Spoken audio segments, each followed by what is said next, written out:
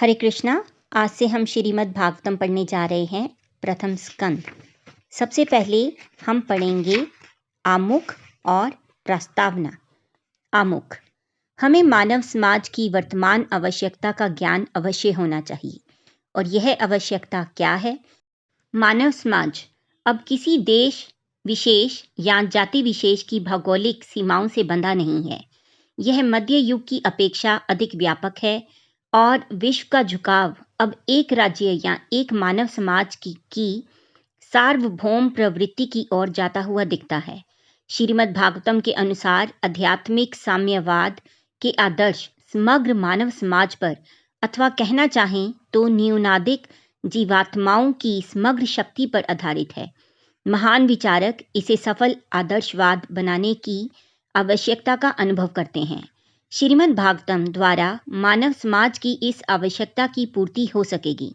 अतः इसका शुभ आरंभ वेदांत दर्शन के सूत्र जन्माद्यस्य यतः से होता है, जिससे सामान्य हित के आदर्श की स्थापना हो सके। इस समय मानव समाज विस्मृति के अंधकार में नहीं है। इसने समग्र विश्व में भौतिक सुविधाओं, शिक्षा तथा आर्थिक विकास के क्षेत्र में तेजी से प्रगति की है, किंतु इस समाज के विराट वपु में कहीं ना कहीं कुछ चुभन है, जिससे छोटी छोटी बातों पर भी व्यापक रूप से संघर्ष हो रहे हैं। अतः ऐसे दिशा बोध की आवश्यकता है जिससे सामान्य हित के लिए मानवता शांति, मैत्री तथा समृद्धि के क्षेत्रों में एक हो सके। श्रीमद् भागवतम से इस आवश्यकता की पूर्ति होगी, क्योंकि यह समग्र मानव समाज के पुनः आध्यात्मिकरण हेतु एक सांस्कृतिक भेंट है। श्रीमद् भागवतम का पठन पाठन विद्यालयों तथा महाविद्यालयों में भी होना चाहिए, क्योंकि महान क्षात्र भक्त प्रहलाद महाराज ने समाज के आसुरी स्वरूप को बदलने हेतु श्रीमद् भागवतम में इसकी संस्तुति की है। कौमार आचेर त प्राज्ञो धर्मान भागवता निह दुर्लभम मानुषम जनम तदपय ध्रुव मर्थदम। मानव समाज में जो विषमता व्याप्त है, इसका मूल कारण ईश्वर विहीन सभ्यता में सिद्धांतों का अभाव है। परमेश्वर अर्थात सर्वशक्तिमान विद्यमान है, जिनसे प्रत्येक वस्तु का उद्भव होता है, जिनके द्वारा सबका पालन होता है और जिनमें विक्षांति हेतु सबका विलय होता है।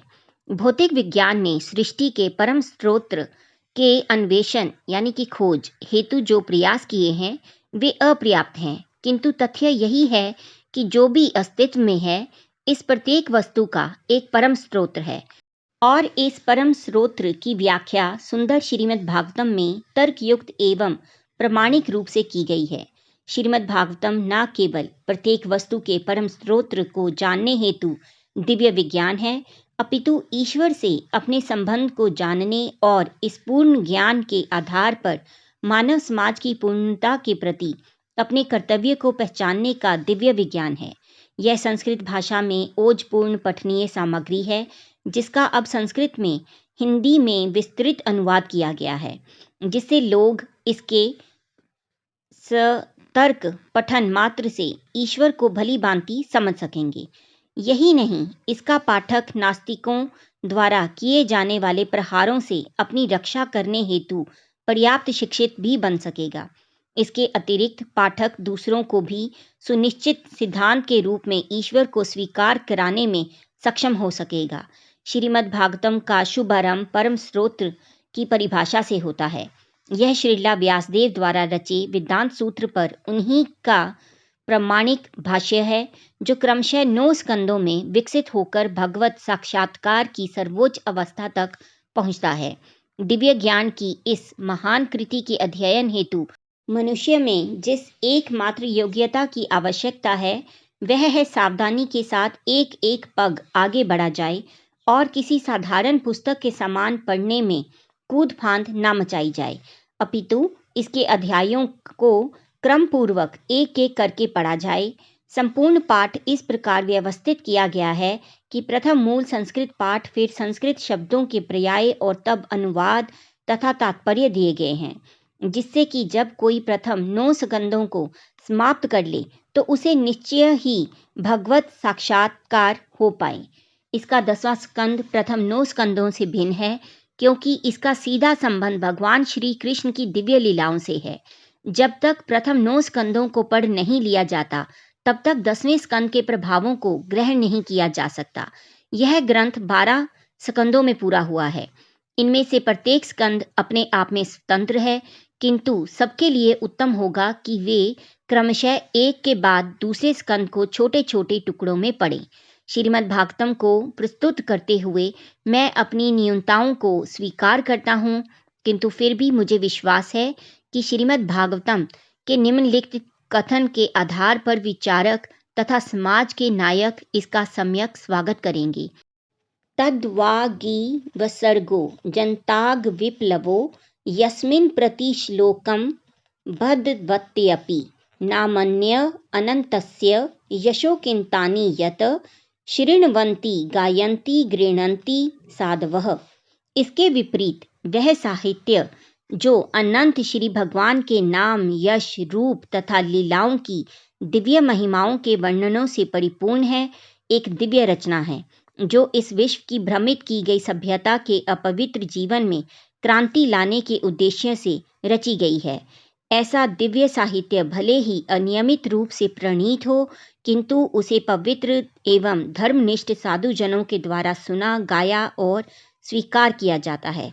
ओम तत्सत। एसी भक्ति वेदांत स्वामी। अब हम पढ़ेंगे प्रस्तावना।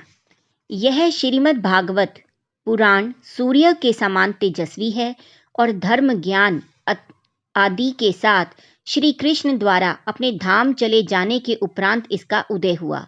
जिन मनुष्यों ने कलयुग में अज्ञान के गहन अंधकार के कारण अपनी दृष्टि खो दी है, उन्हें इस पुराण से प्रकाश प्राप्त होगा।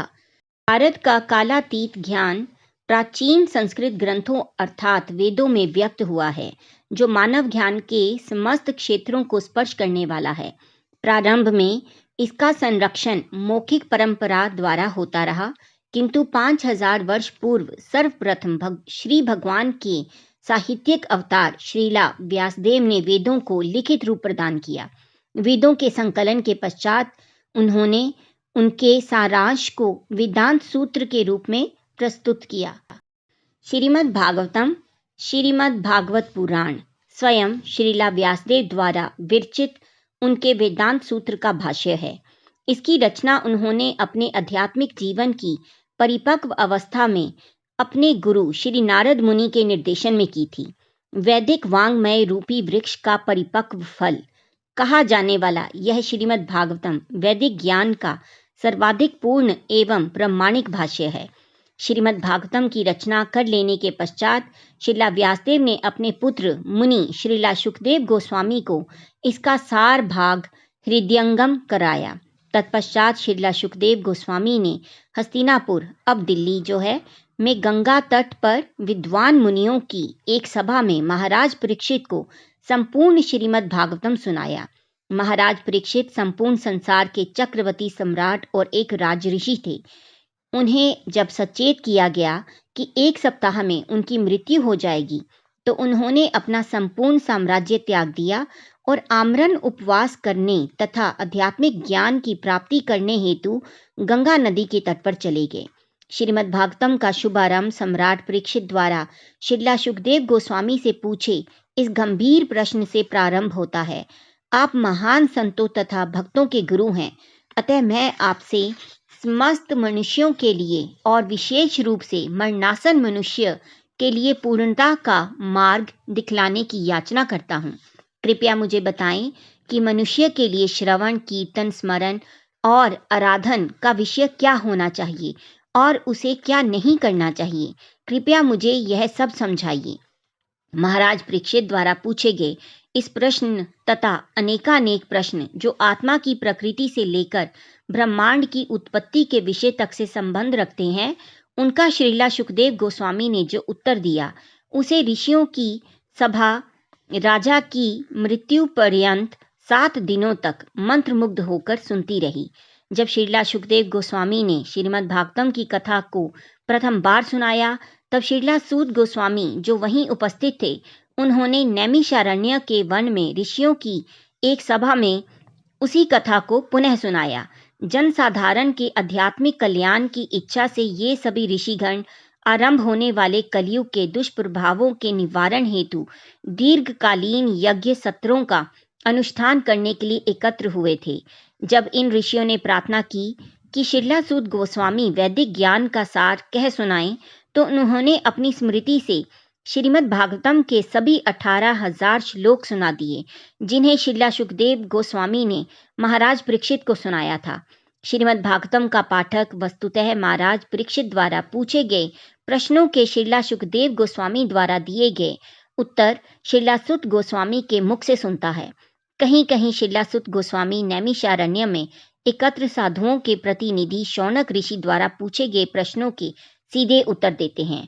इस प्रकार एक साथ दो प्रकार के संवाद सुनने को मिलते हैं, एक गंगा तट पर महाराज परीक्षित तथा शिला सुखदेव गोस्वामी के बीच, और दूसरा नैमिषारण्य में शिलासुत गोस्वामी तथा वहां एकत्रित साधुओं के प्रतिनिधि शौनक ऋषि के बीच हुए संवाद।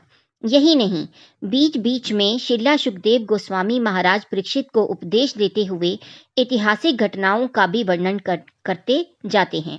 वे उन विस्तृत दार्शनिक चर्चाओं का विवरण भी प्रस्तुत करते हैं जो श्री मैत्रेय मुनि तथा उनके विशिष्य विदुर जैसे महात्माओं के बीच हुई।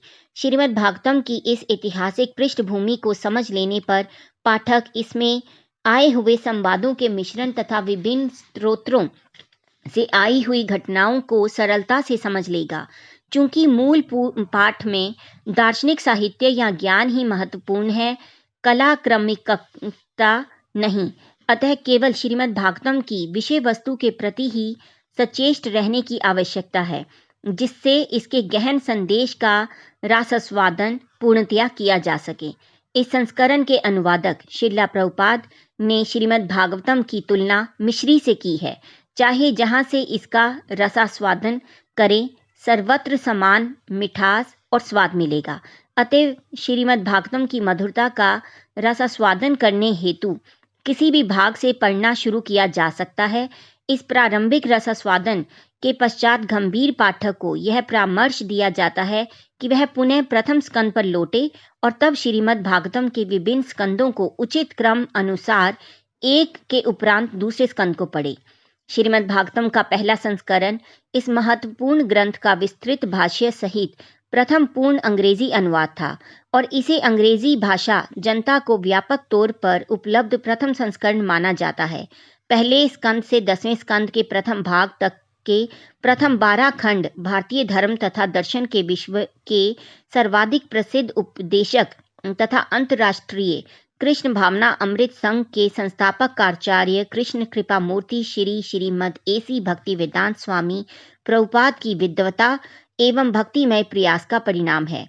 उनके उत्कृष्ट संस्कृत पांडित्य और वैदिक संस्कृति तथा आधुनिक जीवन पद्धति से घनिष्ठ परिचय के फलस्वरूप इस महत्वपूर्ण वरेण्य साहित्य का भव्य भाष्य प्रस्तुत किया जा रहा है। 1977 में इस संसार से श्रीला प्रभुपाद के तिरोधान के पश्चात श्रीमद् भागवतम के अनुवाद एवं टीका का भागीरथ कार्य उनके शिष्यों हृदयानंद दास गोस्वामी और गोपी प्राणधन दास द्वारा जारी रखा गया है। पाठकों को यह कृति अनेक कारणों से महत्वपूर्ण लगेगी। जो मनुष्य भारतीय सभ्यता के सांस्कृतिक मूल में रुचि रखते हैं, उनके लिए यह लगभग प्रत्येक पक्ष पर विस्तृत जानकारी देने वाला व्यापक स्तोत्र है। तुलनात्मक दर्शन तथा धर्म के विद्यार्थियों के लिए श्रीमद् भागवतम भारतीय महान सांस्कृतिक धरोहर के अर्थ को समझने में तीक्ष्ण दृष्टि प्रदान करने वाला है। समाज विज्ञानियों तथा नृतत्व शास्त्रियों के लिए श्रीमद् भागवतम शांत एवं वैज्ञानिक ढंग से सुनियोजित वैदिक संस्कृति की व्यवहारिक कार्य पद्धति को प्रकट करने वाला है, जिसके सिद्धांतों का एकीकरण अत्यंत विकसित सार्वभौम आध्यात्मिक दृष्टिकोण के आधार पर हुआ था। साहित्य के अध्येताओं को श्रीमद् भागवतम उत्कृष्ट काव्य की सर्वश्रेष्ठ कृति प्रतीत होगा। मनोविज्ञान के अध्येताओं को यह चेतना मानव आचरण तथा आत्मस्वरूप के दार्शनिक अध्ययन के लिए महत्वपूर्ण दृष्टिकोण प्रदान करता है।